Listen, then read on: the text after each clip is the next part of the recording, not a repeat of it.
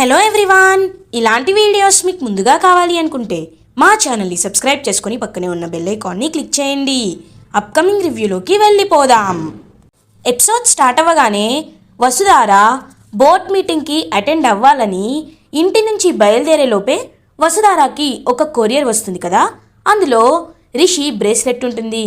అది చూసి చాలా టెన్షన్ పడుతుంది వసుధార. బ్రేస్లెట్తో పాటు ఒక లెటర్లో ఇలా రాసి ఉంటుంది, నువ్వు రిషిని కలవాలి అనుకుంటే ఎవ్వరితో చెప్పకుండా ఈ అడ్రస్కి రా, లేకపోతే రిషి నీకు దక్కడు అని చెప్పి ఇంకా రాసి ఉంటుంది లెటర్లో. పాపం వసుధార బోర్డ్ మీటింగ్ గురించి కూడా ఆలోచించకుండా రిషి సార్ వస్తారేమోనని రిషిని కలవడానికి లెటర్లో పెట్టిన అడ్రస్కి వెళ్తుంది. వసుధార లెటర్లో రాసిన అడ్రస్కి రీచ్ అవుతుంది. ఎవరు ఈ లెటర్ రాసింది, రిషి సార్ ఎక్కడున్నారు అని చెప్పి ఇంకా రిషి కోసం పాపం వెతుకుతూ ఉంటుంది వసుధార. అప్పుడే వసుధార అనే గొంతు వినపడుతుంది. వెనక్కి తిరిగి చూసేసరికి శైలేంద్ర నడుచుకుంటూ వస్తాడు. ఒక్కసారిగా షాక్ అయిపోతుంది వసుధార శైలేంద్రని చూసి. నువ్విక్కడున్నావేంటి? అంటే ఈ బ్రేస్లెట్ నాకు కొరియర్ చేసింది నువ్వేనా అని అడుగుతుంది వసుధార. ఏంటి వసుధార, నన్ను చూశాక కూడా నీకు ఈ విషయం అర్థమవ్వలేదా? నేనే ఆ బ్రేస్లెట్ని కొరియర్ చేశాను. నువ్వే కదా రిషి నా దగ్గర ఉన్నాడంటే నమ్మటం లేదు. అందుకే నీకు నా దగ్గరే రిషి ఉన్నాడని నిరూపించడానికే ఇలా చేశాను వసుధారా అని అంటారు శైలేంద్ర. ఒక్కసారిగా పాపం చాలా షాక్ అయిపోతుంది వసుధార. ఇది ఇలా ఉండగా బోర్డ్ మీటింగ్కి వసుధార రాకపోవడంతో మహేంద్ర టెన్షన్ పడుతూ ఉంటారు. ఫణీంద్ర మహేంద్రతో, మహేంద్ర వసుధారకి కాల్ చేశావా అని అడుగుతారు. కాల్ చేస్తున్నాను అన్నయ్య, తను కాల్ లిఫ్ట్ చేయటం లేదు అని అంటారు మహేంద్ర. అదేంటి మహేంద్ర, ఇందాకంటే మనమే ఎర్లీగా వచ్చామని చెప్పావు, ఇప్పుడు బోర్డ్ మీటింగ్ స్టార్ట్ అవ్వాల్సిన టైం దాటిపోయి 15 గంట అయింది, ఇంకా తను రాకపోవడం ఏంటి అని అంటుంది దేవయాని. దేవయాని నువ్వు ఊరుకో అని అంటారు ఫణీంద్ర. అది కాదండి, అందరూ ఎదురు చూస్తున్నారు కదా, పంక్చువాలిటీ అన్నారు కదా, ఇంకా రాలేదేంటా అని అంటుంది. వదిన గారు మీరు ఎక్కువగా టెన్షన్ పడద్దు, వసుధార వస్తుంది, ఖచ్చితంగా వస్తుంది అని అంటారు మహేంద్ర. ఇది ఇలా ఉండగా శైలేంద్ర వసుధారతో, చూడు వసుధార, నాకేం కావాలో నీకు తెలుసు, నీకు ఏం కావాలో కూడా నాకు తెలుసు. ఈ 2 పనులు జరగాలంటే ఖచ్చితంగా నేను అనుకున్నది నువ్వు చేయాలి. అది ఏంటి అంటే, మళ్ళీ చెప్తున్నాను, ఎండి పదవి నుంచి నువ్వు తొలగిపోయి నన్ను ఎండీగా ప్రకటించాలి. అప్పుడు రిషి హ్యాపీగా ఏమి అవ్వకుండా ఫుల్గా ఇంటికి తిరిగి వస్తాడు. లేకపోతే ఇప్పుడు కొరియర్లో బ్రేస్లెట్ వచ్చింది, రేపు పొద్దున్న రిషి చెయ్యి వస్తుంది అని అంటారు శైలేంద్ర. వెంటనే రేయ్ అని చెప్పి వసుధార శైలేంద్ర కాలర్ పట్టుకుంటుంది. వసుధార, నువ్వు ఎంత కోప్పడినా, ఎంత నా కాలర్ పట్టుకున్నా నేను ఏమీ అనుకోను, ఎందుకంటే నువ్వు నన్ను ఏం చేసినా నేనక్కడ రిషిని చంపేమని ఆర్డర్స్ వేస్తాను కాబట్టి అని అంటారు. వెంటనే పాపం కాలర్ వదిలేస్తుంది వసుధార. చూసావా, నువ్వు నాకు భయపడుతున్నావు వసుధారా, అందుకే చెప్తున్నా, నీకు ఒక్కరోజు టైం ఇస్తున్నాను. నువ్వు నన్ను ఎండీని చేయకపోతే ఏం చేస్తానో నాకే తెలీదు, బాయ్ అని అక్కడి నుండి వెళ్ళిపోతాడనమాట శైలేంద్ర. ఒక్కసారిగా కుప్పకూలిపోతుంది పాపం వసుధార. ఇది ఇలా ఉండగా బోర్డ్ మెంబర్స్ కూడా, మహేంద్ర సార్ ఏమీ అనుకోవద్దు, మాకు కూడా పనులుంటాయి కదా, వసుధార గారు ఎండీ కాబట్టి వారి కోసం ఎంతసేపైనా వెయిట్ చేయొచ్చు, కానీ మా పనులని మేము పక్కన పెట్టలేం కదా, కావాలంటే ఇంకొక రోజు బోర్డ్ మీటింగ్ని అరేంజ్ చేద్దాం అని ఒకరంటారు. ఇంకొక బోర్డ్ మెంబర్, అయినా వయసు అనుభవం లేని వాళ్ళని పెడితే ఇలాగే ఉంటుంది, ముందైనా తను ఫోన్ చేసి చెప్పాలి కదా, ఎందుకు చెప్పడం లేదు? రిషి సార్, జగతి మేడం ఎండీగా ఉన్నప్పుడు ఎప్పుడు ఇంతలా నెగ్లెక్ట్ చేయలేదు, ఈ అమ్మాయి మాత్రం నెగ్లెక్ట్ చేస్తుంది అని ఒక బోర్డు మెంబర్ అంటారు. ఇంకా మాటలు విని పాపం ఫణీంద్ర అండ్ మహేంద్ర ఫీల్ అవుతారు. దేవయాని మాత్రం చాలా హ్యాపీగా ఫీల్ అవుతుంది. బోర్డు మెంబర్స్ అందరూ మీటింగ్ నుంచి వెళ్ళిపోతారు.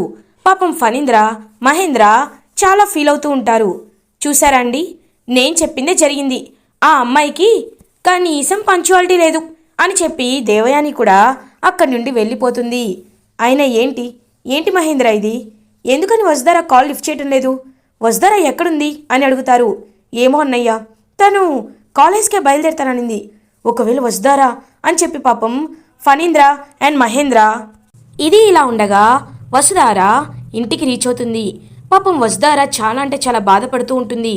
గుర్తుపెట్టుకో వసుధారా, ఒకవేళ నువ్వు ఈ ఎండి నన్ను చేయడానికి ఒప్పుకోకపోతే, ఎండి పదవి నుంచి నువ్వు తొలగిపోకపోతే ఇవాళ బ్రేస్లెట్ వచ్చింది, రేపు రిషి చెయ్యి వస్తుంది అని శైలేంద్ర బెదిరిస్తాడు కదా. ఇంకా అదే పాపం గుర్తు చేసుకుంటూ ఉంటుంది వసుధారా. అప్పుడే మహేంద్ర ఫణీంద్ర వసుధార ఇంటికి వస్తారు.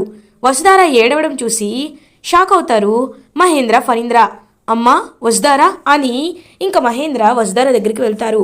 మావయ్య గారు అని కళ్ళు తుడుచుకుంటుంది పాపం వసుధారా. ఏమైందమ్మా, ఎందుకు బోర్డ్ మీటింగ్కి రాలేదు, ఏం జరిగింది అని అడుగుతారు. అప్పుడే అనుపమ కూడా ఇంటికి వస్తుంది. ఏం లేదు మావయ్య, నాకు కాస్త తలనొప్పిగా అనిపించింది, అందుకే రాలేదు అని పాపం కవర్ చేస్తుంది వసుధార. అనుపమ అప్పుడే ఇంటికి వస్తూ, వసుధారా నీ నోరు అబద్ధం చెప్తున్నా, నీ కళ్ళు నిజం చెప్తున్నాయి, నిజం చెప్పు, ఏదో విషయాన్ని దాచిపెడుతున్నావు, అదేంటో నిర్భయంగా చెప్పు అని అంటారు అనుపమ వసుధారాతో. వసుధార మాత్రం ఫణీంద్ర వైపు చూస్తూ ఉంటుంది. ఫణీంద్ర, చెప్పమ్మా, ఏ విషయమైనా చెప్పు, మేం వాటికి పరిష్కారం తీసుకొస్తాం. ఒకవేళ రిషి గురించి బాధపడుతున్నావా అని అడుగుతారు ఫణీంద్ర. అవును సార్ అని పాపం వసుధార కవర్ చేస్తుంది. అప్పుడే ఇంకా మహేంద్రకి అనుపమకి అర్థమవుతుంది. అన్నయ్య, వసుధారని మేము చూసుకుంటాం అన్నయ్య అని అంటారు మహేంద్ర. సార్ ఒక్క నిమిషం, నేను ఒక నిర్ణయం తీసుకుంటున్నాను అని అంటుంది వసుధార. ఏంటమ్మా, ఏం నిర్ణయం అది అని అడుగుతారు ఫణీంద్ర. సార్, నేను ఎండి పదవి నుంచి తొలగిపోవాలి అనుకుంటున్నాను, ఎండి స్థానంలో అని చెప్పి ఇంకా ఏదో చెప్తూ ఉంటుంది వసుధార. వసుధార మాటలు విని ఒక్కసారిగా షాక్ అయిపోతారు ఫణీంద్ర, మహేంద్ర, అనుపమ. వసుధార, ఎందుకు నువ్వు ఈ నిర్ణయాన్ని తీసుకున్నావు, ఎవరికి భయపడుతున్నావు అని అడుగుతారు అనుపమ. మేడం, నేను స్వతంత్రంగానే నిర్ణయం తీసుకుంటున్నాను, ఎవరికి భయపడటం లేదు. ప్లీజ్ మీరు ఎవరు నాకు అడ్డు రావద్దు. కానీ అమ్మ వసుధారా, నేను అని అంటారు ఫణీంద్ర. మావయ్య ప్లీజ్ నా మాటపై ఈ ఒక్క విషయం, నా మాట వినండి ప్లీజ్ మావయ్య అని పాపం ఫణీంద్రతో కూడా చెప్తూ ఉంటుంది ఆ వసుధారా. ఇంకా ఫణీంద్ర కూడా సైలెంట్ అయిపోతారు. ఇది ఇలా ఉండగా చాలా హ్యాపీగా ఉంటాడు శైలేంద్ర. నాన్న శైలేంద్ర, అనుకున్న పని సక్సెస్ అయిందా అని అడుగుతుంది దేవయాని.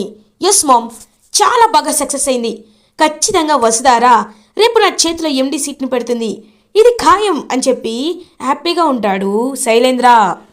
నేను వెళ్ళిన పని కూడా సక్సెస్ అయింది నాన్న, వసుధారా బోర్డు మీటింగ్కి రాలేదు, నువ్వు మంచి పని చేసావు నాన్న అని అంటుంది దేవయాని.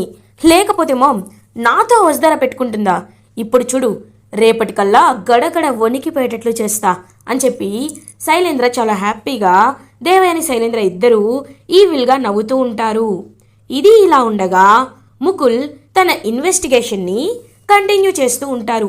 అప్పుడే ముకుల్ అయితే ఇంకా ఆలోచిస్తూ ఉంటారు.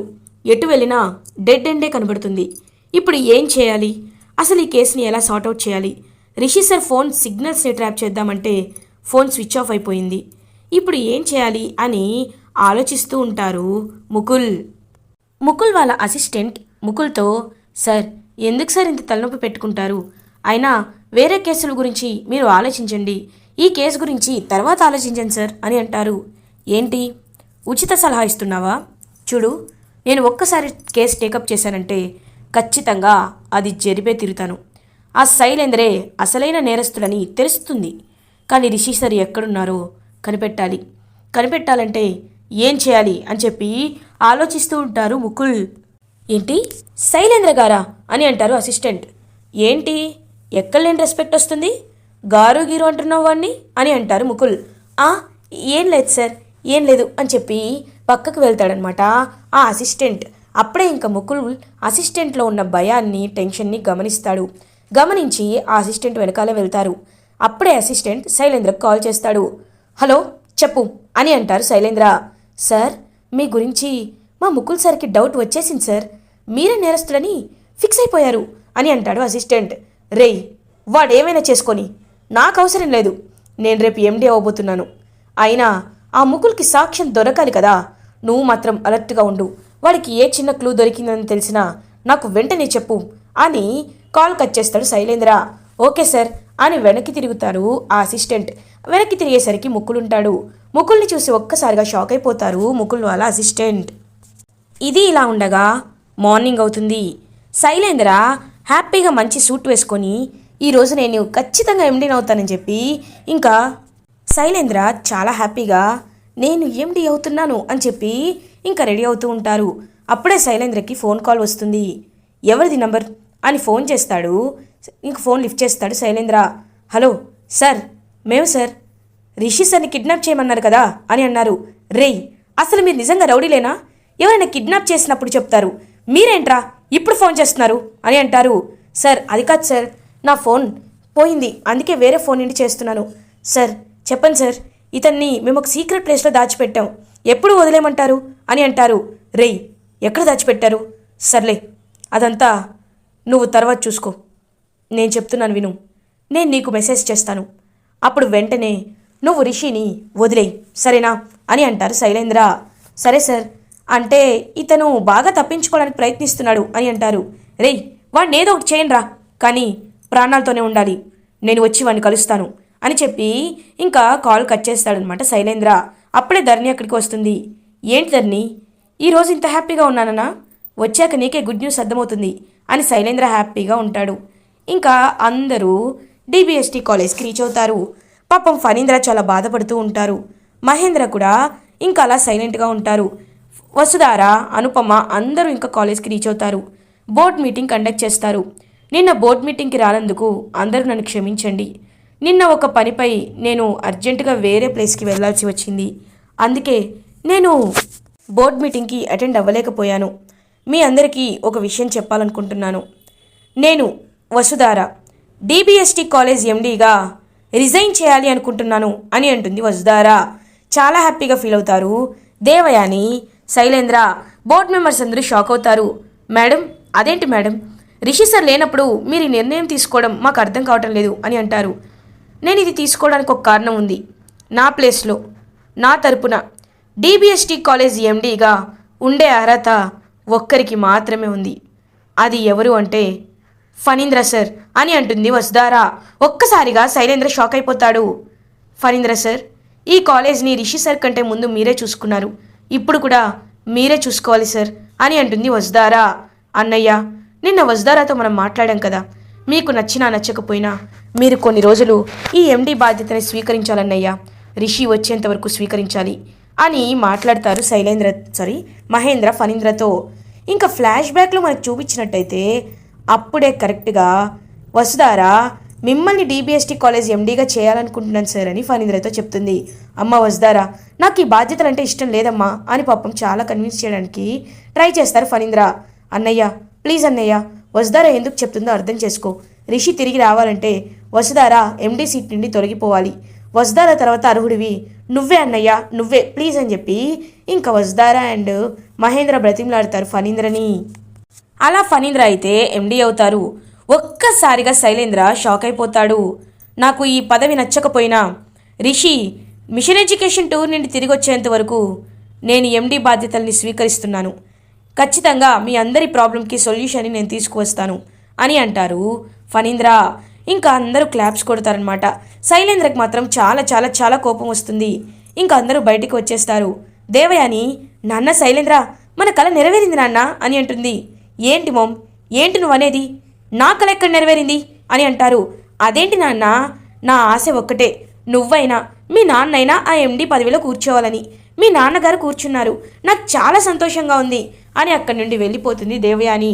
మమ్మీ, నీకు ఇంకా నా గురించి అర్థం కావట్లేదు. ఎండీ పదవిలో ఎవరిలో కూర్చున్నా నాకే కావాలి, ఖచ్చితంగా నాకే కావాలి అని చెప్పి ఇంకా చాలా జెలస్గా ఫీల్ అవుతూ ఉంటాడు శైలేంద్ర. ఇది ఇలా ఉండగా శైలేంద్రకైతే ఇంకా ఇంటికి వెళ్ళిపోతారు శైలేంద్ర, దేవయాని, ఫణీంద్ర అందరూ. ఏవండి, అయినా బాధ్యతలు వసుధారా మీకు అప్పచెప్పినందుకు నాకు సంతోషంగా ఉంది, కానీ శైలేంద్ర చిన్నవాడు, ఎప్పటి నుండో శైలేంద్ర కూడా కాలేజ్లో పనిచేస్తున్నాడు, శైలేంద్రకి బాధ్యతలు ఇస్తే బాగుంటుందేమో అని అంటుంది దేవయాని. చూడు దేవయాని, ఎవరికి ఎప్పుడు ఏ పదవి ఇవ్వాలో అందరికీ బాగా తెలుసు. అయినా శైలేంద్రకి ఇంకా ఎండీ అయ్యే అర్హత రాలేదు, నువ్వేమి కంగారు పడద్దు అని పాపం చెప్తారనమాట ఫణీంద్ర. ఆ మాటలు విని ఇంకా శైలేంద్రకైతే చాలా చాలా కోపం వస్తుంది. అప్పుడే కరెక్ట్గా ముకుల్ తన పోలీస్ ఫోర్స్ని తీసుకొని అలా ఇంకా శైలేంద్ర వాళ్ళ ఇంటికి వస్తారు. ఒక్కసారిగా శైలేంద్ర షాక్ అయిపోతాడు. ఏంటి ఏంటి ఇక్కడికి వచ్చారు అని అడుగుతారు ఫణీంద్ర. సార్, మీ కొడుకు అడ్డంగా దొరికిపోయారు. Shailendra sir is the real culprit అని సాక్ష్యాలతో సహా మా దగ్గర సాక్ష్యాలే ఉన్నాయి, ప్రూఫ్స్ ఉన్నాయి అని అంటారనమాట. ఇంకా ముకుల్, ఏం ప్రూఫ్స్ ఉన్నాయి? నా కొడుకే దోషని ఏం ఆధారాలున్నాయి అని అంటుంది దేవయాని. మేడం, మీరు ఎక్కువ కంగారు పడద్దు, నేను చెప్తాను చూడండి అని చెప్పి ఇంకా అసిస్టెంట్ని తీసుకొస్తారు. అసిస్టెంట్ అయితే మొత్తం నిజమంతా చెప్పేస్తాడు అందరి ముందు. శైలేంద్ర ఒక్కసారిగా షాక్ అయిపోతారు. డాడ్ డాడ్ నేనేమి చేయలేదు డాడ్ అని అంటారు. వెంటనే ఫణీంద్ర శైలేంద్ర చెంపపై ఒక్కటి కొడతాడు. ఎందుకురా ఇంకా నాటకాలు ఆడుతున్నావు? రిషిని ఎక్కడ దాచావు? చెప్పరా, ఎక్కడ దాచావు అని చెప్పి ఇంకా ఫణీంద్ర అయితే గట్టిగా అడుగుతూ ఉంటారనమాట శైలేంద్రని. సార్, మీరేమీ కంగారు పడద్దు, అతను చెప్పకపోయినా మేము కనుక్కున్నాం. రిషి సార్ అని అంటారు. రిషి ఇంకా నడుచుకుంటూ వస్తాడు. రిషిని చూసి ఒక్కసారిగా షాక్ అయిపోతారు ఫణీంద్ర, దేవయాని, శైలేంద్ర అందరూ. ఇంకా శైలేంద్ర అంత విషయం తెలిసిపోయిన తర్వాత ఇంకా ఒకటే డిసైడ్ అవుతాడు. లేదు, నేను తప్పించుకోవాలంటే ఏదో ఒకటి చేయాలి అని చెప్పి ఇంకా గన్ లాక్కుంటాడనమాట శైలేంద్ర. శైలేంద్ర ఏం చేస్తున్నావు అని అంటారు ఫణీంద్ర. ఫణీంద్ర వైపు గన్ని ఇంకా ఏం చేస్తాడనమాట శైలేంద్ర. ఒక్కసారిగా అందరూ షాక్ అయిపోతారు. చూడండి, నన్ను అరెస్ట్ చేయడానికి వస్తే మా డాడ్ ప్రాణాలు పోతాయి అని అంటాడు. ఇంకా దేవయాని షాక్ అయిపోతుంది. నాన్న శైలేంద్ర, ఏం చేస్తున్నావు నువ్వు? మీ నాన్న అని అంటుంది. మామ్, ఎండి పదవికి వస్తే, నా వరకు వస్తే నాకు ఎవరైనా నాకు ఒక్కటే. అయినా ఆ వసుధారా డాన్ని ఎండి చేసినప్పుడే నాకు అర్థమైంది. నన్ను వదిలేయండి అని చెప్పి ఇంకా శైలేంద్ర అయితే పారిపోవాలని ప్రయత్నిస్తాడు. కానీ బయట ఆల్రెడీ ఇంకా ఫోర్స్ ఉండడం వల్ల ఇంకా శైలేంద్ర అయితే పట్టు పడిపోతాడనమాట. అలా ఇంకా శైలేంద్రని అరెస్ట్ చేసి తీసుకువెళ్తూ ఉంటారు పోలీస్. రిషి చాలా ఘోరంగా ఇంకా బాధపడుతూ ఉంటాడు. ఎందుకన్నయ్య ఇలా చేశామని చెప్పి నిలదీస్తాడు కోపంగా శైలేంద్రని. నాకు ఎండి పదవి అంటే ఇష్టం వల్లే చేశానని చెప్పి శైలేంద్ర కూడా అందరి ముందు ఒప్పుకుంటాడు. అన్నయ్య, నీకు ఎక్కడ శిక్ష పడాలో అక్కడే పడాలి. ఒక్కసారి చంపేస్తే నువ్వు చచ్చిపోతావు, కానీ నువ్వు బ్రతుకున్నన్నాళ్ళు నరకం అనుభవించాలి అని చెప్పి ఇంకా అరెస్ట్ చేస్తారనమాట. ముకుల్ అయితే శైలేంద్ర అరెస్ట్ అయ్యి అక్కడి నుండి వెళ్ళిపోతారు. ఇలా ఎపిసోడ్ ఎండ్ అవుతుంది. ఫర్దర్ ఎపిసోడ్ రివ్యూస్ ముందుగా మీకు కావాలి అనుకుంటే మా ఛానల్ని సబ్స్క్రైబ్ చేసుకోండి. Thanks for watching.